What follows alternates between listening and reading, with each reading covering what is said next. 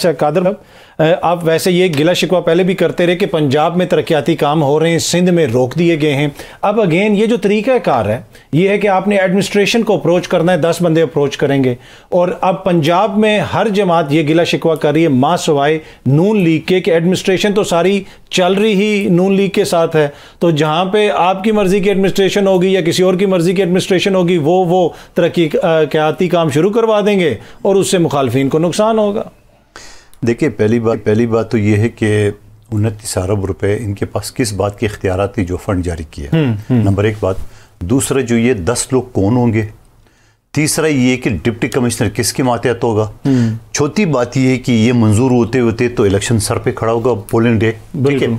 तो इन चीज़ों की ज़रूरत के बजाय जो इससे पहले तरक्याती काम हर अरकान असम्बली को फंड नहीं मिलता है। हम स्कीमें देते हैं कि इस इलाके में यकीनन एक गली में 10 मुखालफिन भी होंगे तो 10 हिमायती भी होंगे, तो हम इस तरह नहीं देखता। हम ये देख के मेजॉरिटी किन लोगों को फ़ायदा होती है, मेजॉरिटी जो ब्लॉक, वो हम स्कीमें बना के देते हैं। वो स्कीमें तो पैसे आने के बाद, अकाउंट में आने के बाद, टेंडर होने के बाद, ठेकेदार को काम लेने के बाद रोक दिए। किसने? इलेक्शन कमीशन ने। तो अब इलेक्शन कमीशन काम मर गया। अब ये कहाँ क्या देख रहे हैं, ये किस बात के बैठे हुए। हल्का बंदी जो है ना, मैं जिसके लिए आया था इस्लामाबाद, कल मैंने देखा, तो एक ड्रामा था पूरा।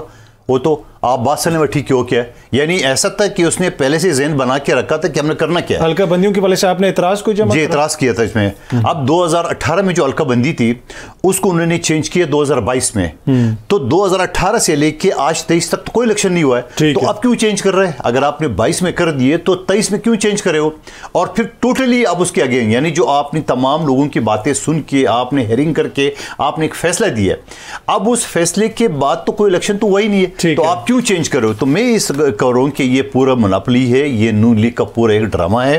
पंजाब में 1-1 अरब रुपए का फंड दिए है नून लीग के एमएनए को, वो फंड उनके काम चल रहा है और उसकी गवाही आपको निगरान वज़ीर आला पंजाब बार बार टीवी पे दे रहे हैं।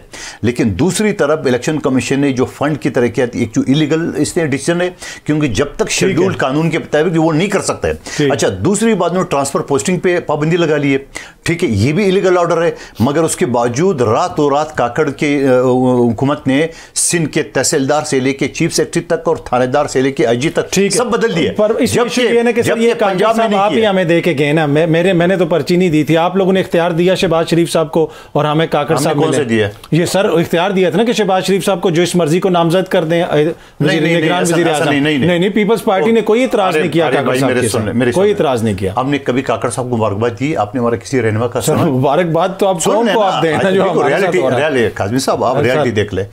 काकड़ साहब का नाम दिए राजा रियाज साहब ने, जो कि पहले अनाउंस कर चुका था कि मैं आइंदा इलेक्शन नून लीग के टिकट से लड़ूंगा। और काकड़ साहब 1 हफ्ता पहले मरियम नवाज साहिबा से मिल के नून लीग में शमूलियत इख्तियार करा था। तो अब आप इसके बाद क्या